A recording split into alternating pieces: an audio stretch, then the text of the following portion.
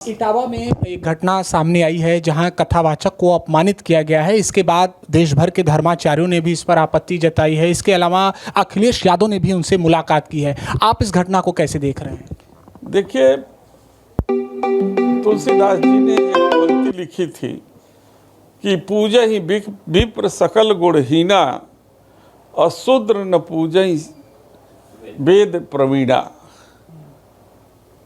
तो ये एक तरीके से उन्होंने विभेद पैदा करने की बात कही है और जिस रास्ते पे चल करके आज ये घटना घटी है।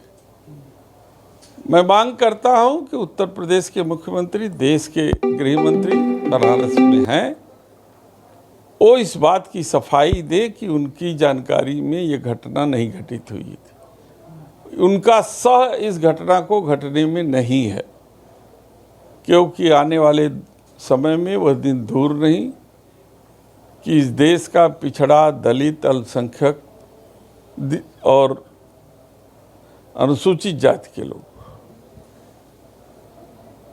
वो अपने तरीके से पूजा पाठ, शादी ब्याह अपने समाज के लोगों से कराने पर मजबूर हो जाएंगे।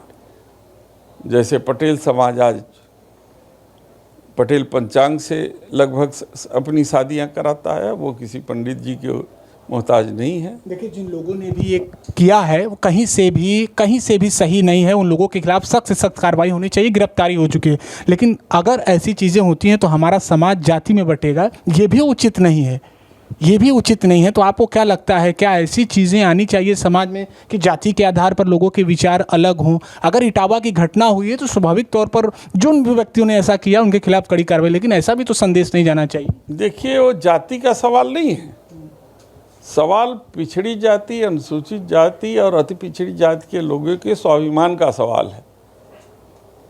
वो चोटी काट करके आपने उनके स्वाभिमान को धक्का दिया है और स्वाभिमान के मुद्दे पर गरीब समाज वो झुकेगा नहीं, वो अपनी व्यवस्था कर लेगा। बिल्कुल।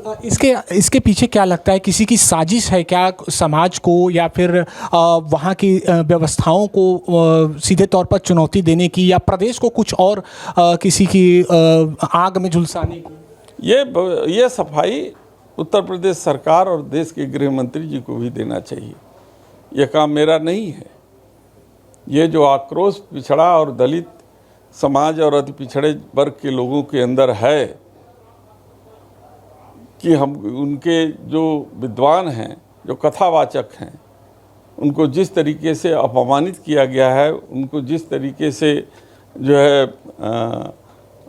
उनके चोटी को काट करके उनके स्वाभिमान के साथ खिलवाड़ किया गया है, वो किसी एक व्यक्ति के साथ नहीं हुआ है, वो पूरे समाज के साथ हुआ है, पूरे वर्ग के साथ हुआ है।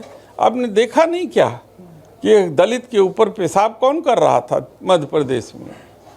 घोड़ी चढ़ने पर कौन जो है वो समाज के लोग हैं जो दलित को मारते हैं, पीटते हैं और शादी नहीं करने देते हैं? अरे, समाज में रहने वाले हर व्यक्ति को अपने तरीके से शादी ब्याह, कथा, पूजन, और यही कारण है कि आज हिंदू समाज का जितना विस्तार होना चाहिए, आज हिंदू धर्म का विस्तार नहीं हो पाया है।